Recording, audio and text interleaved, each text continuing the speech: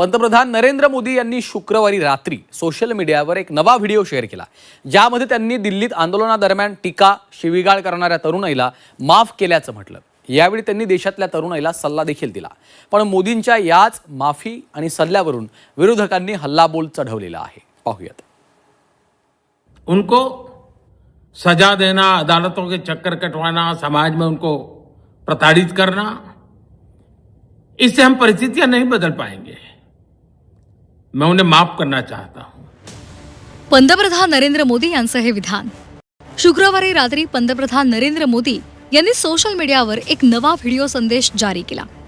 या व्हिडिओमध्ये त्यांनी विद्यार्थी, तरुण आणि जनतेशी संवाद साधत परीक्षा व्यवस्थेमधील सुधारणांसंदर्भात सरकारची भूमिका मांडली। तसंच विद्यार्थी आंदोलनादरम्यान टीका आणि शिवीगाळ करणाऱ्या विद्यार्थ्यांसंदर्भात सुद्धा त्यांनी आपलं मत व्यक्त केलं। ही मुलं दिशा भरकटलेली आहेत, त्यांना योग्य मार्गदर्शनाची गरज आहे असं मोदी म्हणाले। तसंच आपल्याला शिव्या देणाऱ्या त्या विद्यार्थ्यांना आपण माफ केलं असंही मोदी म्हणाले। जंतर मंतर पर जो कुछ भी हुआ देश और दुनिया ने देखा है। कुछ शरारती बच्चों ने भद्दी भद्दी गालियां बोली। मुझे तो गालियां दी गई, मेरी स्वर्गीय माता को भी गालियां दी गई।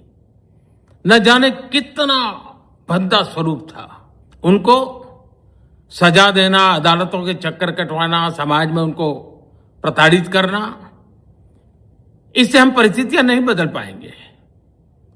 मैं उन्हें माफ करना चाहता हूं। गेल्या काही दिवसांपासून पंतप्रधान सातत्यानं सोशल मीडियावर व्हिडिओद्वारे तरुणांशी संवाद साधण्याचा प्रयत्न करत आहेत। आता तर त्यांनी थेट व्हिडिओ जारी करत टीका शिवीगाळ करणाऱ्या तरुणांना माफी दिली आहे। पण मोदींच्या या व्हिडिओवर कॉक्रोच जनता पार्टीचे संस्थापक अभिजित दिपके यांनी टीका केली आहे। जेन्सी आंदोलनामुळे मोदींची झोप उडाली आहे असं म्हणत माफ केलं म्हणण्यापेक्षा आंदोलकांवरचे गुन्हे मागे घ्या असा टोला दिपकेंनी लगावलाय। या देशाच्या पंतप्रधानाला या जेन्झींनी भाग पाडलेले शिक्षणावर व्हिडिओ बनवायला मागच्या 12 वर्षात आपण किती वेळेस पंतप्रधानांना असे रील्स रात्री शिक्षणावर टाकताना पाहिलेले? अजिबातच नाही। पण ह्या जेन्झींनी भाग पाडले नरेंद्र मोदी यांना शिक्षणावर रात्री 12 वाजता पण रील टाकायला, त्यांना झोपू देत नाहीये। तर हे जेन्झीचं एक सक्सेस आहे। मोदींच्या या माफीवर उद्धव ठाकरेंनी जोरदार टीका केली आहे। मुंबईत झालेल्या शिवसेना युबीटीच्या बैठकीत उद्धव ठाकरेंनी मोदींच्या व्हिडिओचा समाचार घेतला। विद्यार्थ्यांवरती ही वेळ ज्यांनी आणली त्या मोदीजींनी आणि अमित शहानी विद्यार्थ्यांची आणि विद्यार्थ्यांच्या कुटुंबियांची माफी मागितली पाहिजे। याचं कारण ज्या पद्धतीने विद्यार्थ्यांना काठीला खिळे लावून मारण्यात आलं, त्यांच्यावरती छऱ्यांच्या बंदुकीने हल्ला केला गेला, अश्रुधूर सोडला गेला। एवढंच नाही तर अत्यंत वाईट पद्धतीने पोलिसांकडनं त्यांचे कपडे फाडले गेले। ज्या पद्धतीने तो व्हिडिओ मी पाहिला, एक ती मुलगी पुढे जाते आणि तो पोलीस पाठवून कसा तो, मला बोलायला सुद्धा लाज वाटते। ज्या मुलांनी नीटच्या परीक्षेचा पेपर फुटला म्हणून आत्महत्या केली, त्यांची पहिली माफी यांनी मागायला पाहिजे। राज ठाकरेंनी सुद्धा मोदींच्या व्हिडिओवर टीकास्त्र टाकले। देशातील मुलांआधी तुमच्या लोकांना सल्ला द्या। 12 वर्षातील कृत्यांची माफी कोण मागणार? लाठी हल्ल्याचे आदेश देणारे माफी कधी मागणार? असे अनेक सवाल राज ठाकरेंनी पंतप्रधान नरेंद्र मोदींना केलेत। पंतप्रधानांनी सांगितलं की मला शिव्या दिल्या, माझ्या आईबद्दल बोलले, चुकीचंच आहे। हे मनापासून सांगतो मी, हे चुकीचंच आहे। पण माझी पंतप्रधानांना विनंती आहे, दुसऱ्यांनाही आया असतात।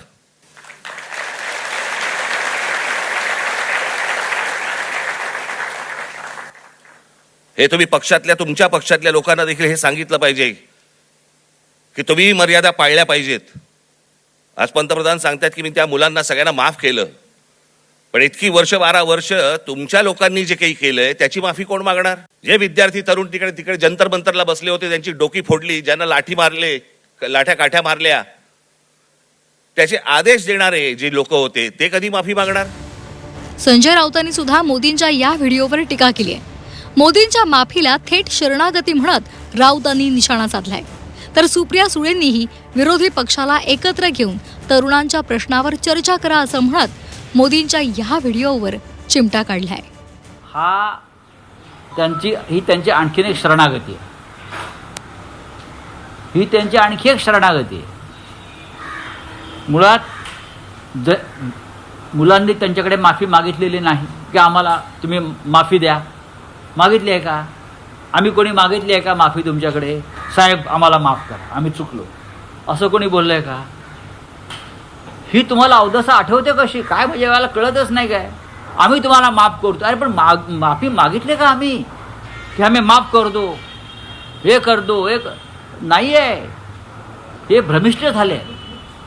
या देशाचे प्रधानमंत्री आणि गृहमंत्री हे भरकटले आहेत मनानं आणि विचारानं. त्यांनी त्यांचे सल्लागार बदलायला पाहिजे. त्यांच्या पक्षांतर्गत ज्या मंडळांच्या गोष्टी येत आहेत त्याच्यामुळे त्यांची मानसिक स्थिती कोणाचीही बरी नाही.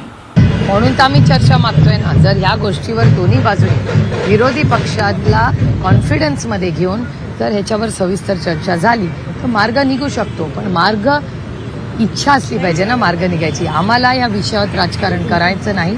पण भारतातल्या युवक आणि युवतीवर जर भारत सरकारने केसेस केल्या तर ताकदीने माणुसकीच्या नात्याने आपली भारतीय मुलांच्यासाठी आम्ही ताकदीने लढणार. वेळ पडली तर आम्ही करू. आमच्याही संघटनेमध्ये खूप एक वेगळा लीगल सेल आहे. विरोधकांच्या या टीकेवर भाजपनंही पलटवार केलाय.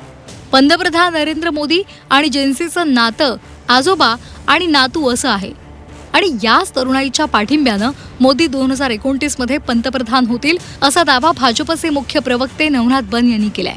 अहो, आमच्या आदरणीय मोदी साहेबांनी एवढी तरी भावना व्यक्त केली आणि सुसंस्कृतपणा काय असतो हे दाखवलं.